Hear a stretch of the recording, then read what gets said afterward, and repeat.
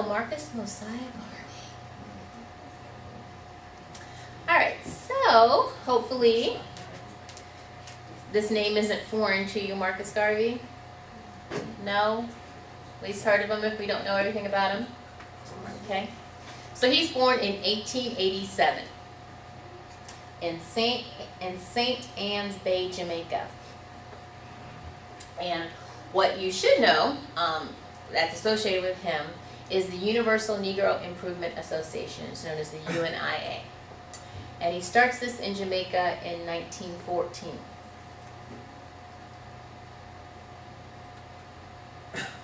Now, by trade, he was trained as a printer.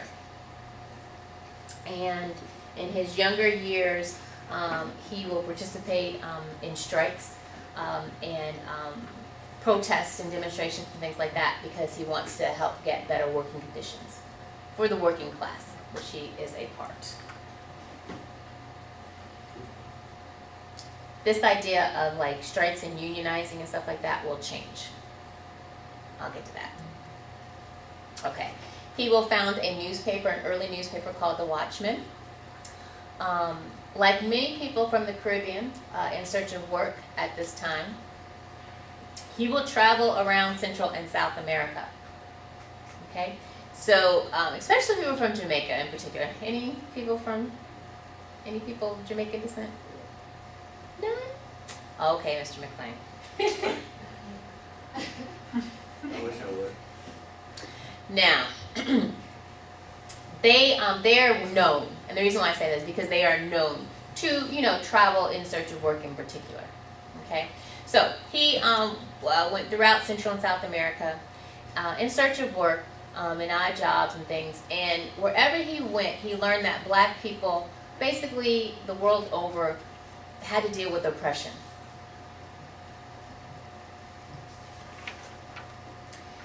He eventually goes to England in 1912, and he does that to make more money because he wants to, do something about this situation and this whole idea of, starting this organization, etc. Okay, there's another idea behind him starting his organization. I'll tell you about in just a second.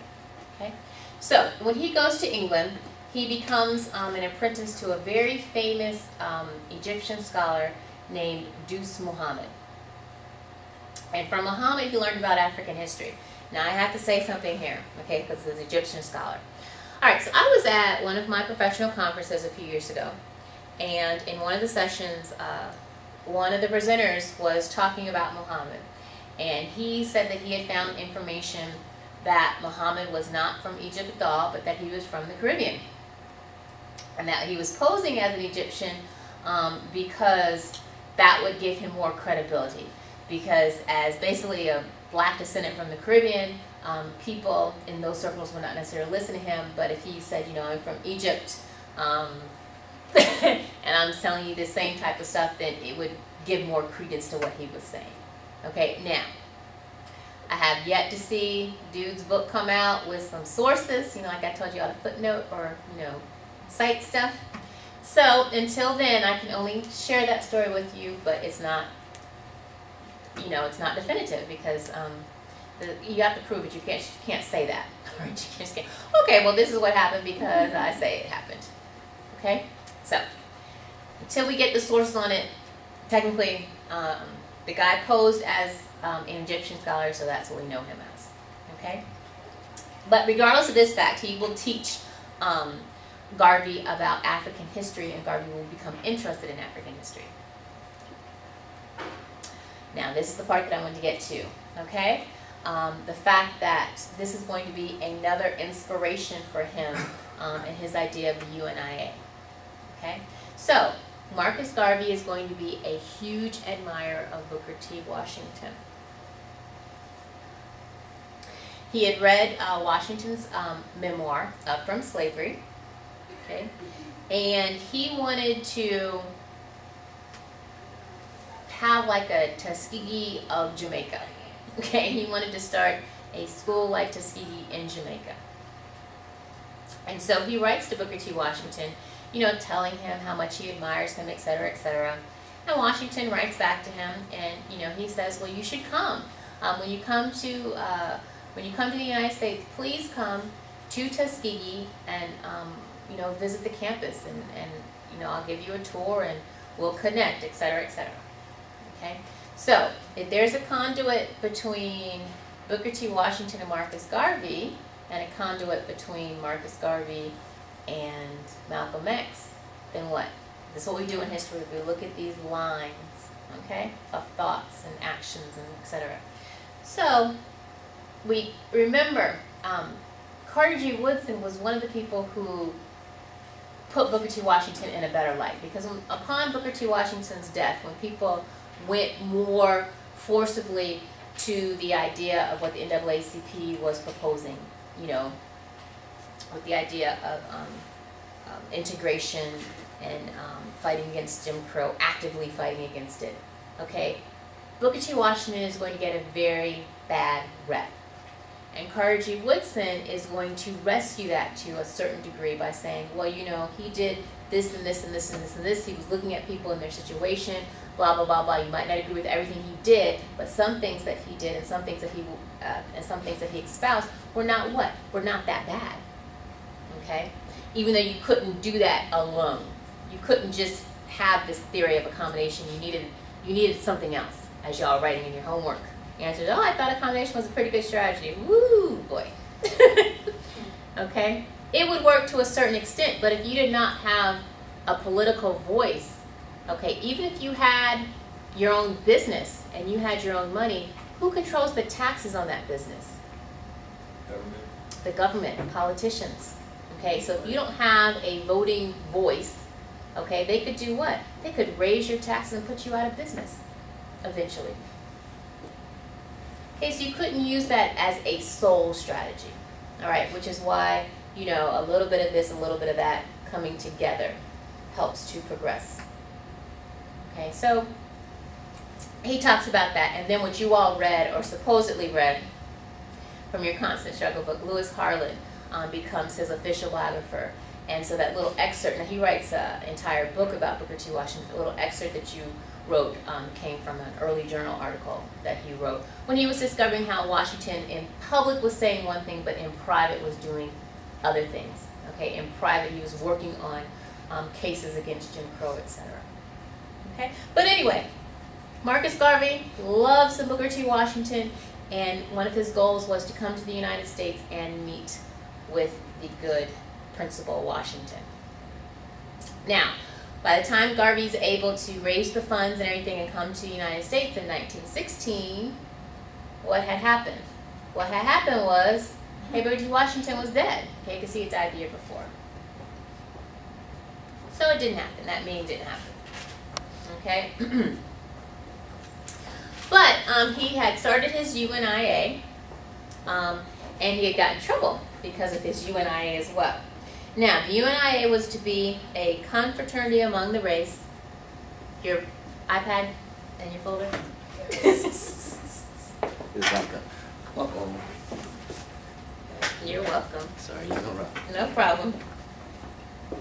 So, a universal confraternity among the race to establish a spirit of race pride and love. He wanted to promote agencies in the principal countries of the world for the protection of all Negroes, irrespective of nationality, for a worldwide commercial and industrial intercourse. Okay, so this was his idea behind the UNIA. Okay, but so he starts it in Jamaica. He gets in trouble. You see, it says authorities do not support the initiatives of the school. Okay, they also felt, what you have to understand about Jamaica is Jamaica at this time was still a British colony. Jamaica is not going to get its independence from Britain until the 1960s. Okay. So the things that he was espousing and teaching and promoting, these were things that went against the colonial establishment, okay, the colonial authority. So he set sail for the United States. He arrives in New York City in 1916, and he will open up a branch of the UNI there by 1917. Okay, so I already said that. Universal confraternity among the race, established for race pride, blah, blah. Promote agencies in the principal countries of the world for the protection of all Negroes, irrespective of nationality, for worldwide commercial and industrial intercourse. Okay, so That's what I want to get to. So by the mid-1920s, okay, we're talking about less than a decade, because by 1927, he'd be in jail. We'll talk about that. But anyway, this organization had over 700 branches in 28 states and nearly 200 other branches in the Caribbean and Latin America, and still others in Africa. Okay? This was an international organization that he had founded. This was an extremely important organization. Okay? So a worldwide organization.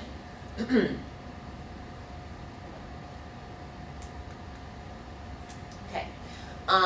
He is going to promote a particular brand of black nationalism. It is going to appeal to his followers. Many of his followers will be working class people. Okay? His followers will be different, for the most part, than followers of like the NAACP. We'll get there. Okay. But it will appeal to his followers because, quote, it made them feel like somebody among white people who have said they were nobody. This was extremely important because during this time, and we've seen this, as y'all sit there talking about how depressing, this history is. Okay, but during this time, you have all sorts of stuff, from advertising to just about anything else that you could think that did what to the person of African descent. It demeaned that person, okay? It didn't promote that person in a positive light at all. It demeaned that person. It said that anything that came from an African source was bad. Anything that came from a European source was good. And so Garvey helps to do what? He helps to flip the script on that, which was extremely important. Okay? So the motto, one of the mottos of UNIA would be race first. Okay? Race first. Now, he is remembered as the man who brought to the Negro people for the first time a sense of pride in being black.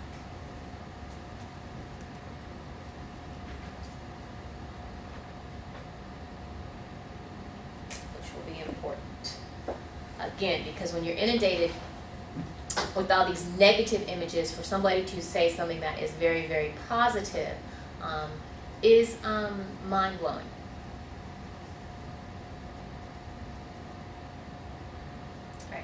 One more slide.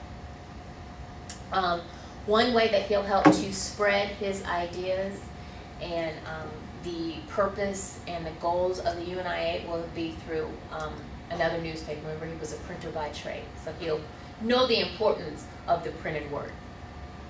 So, the Negro World will be one of these newspapers. He'll also have another one called The Black Man. But the Negro World will help to spread his ideas globally. And Jomo Kenyatta, who will become the head of an independent Kenya, he will talk about getting this paper and say that it fed Africans hungry for some doctrine which lifted them from the servile consciousness in which Africans lived. Remember, Africans, for the most part, they were in their colonial period where the European powers were there and had basically, taken over the means of government, okay, and ruled over, cut up the country, cut up the continent into these various countries and spheres of influence, etc. Okay, so and as they are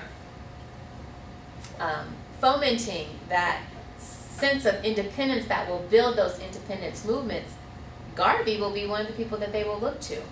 And just like Jomo Kenyatta will say, this publication will change their attitudes because they just like Africans globally will get this idea that they are nothing, okay, that they don't matter. Okay, so we're going to end right here.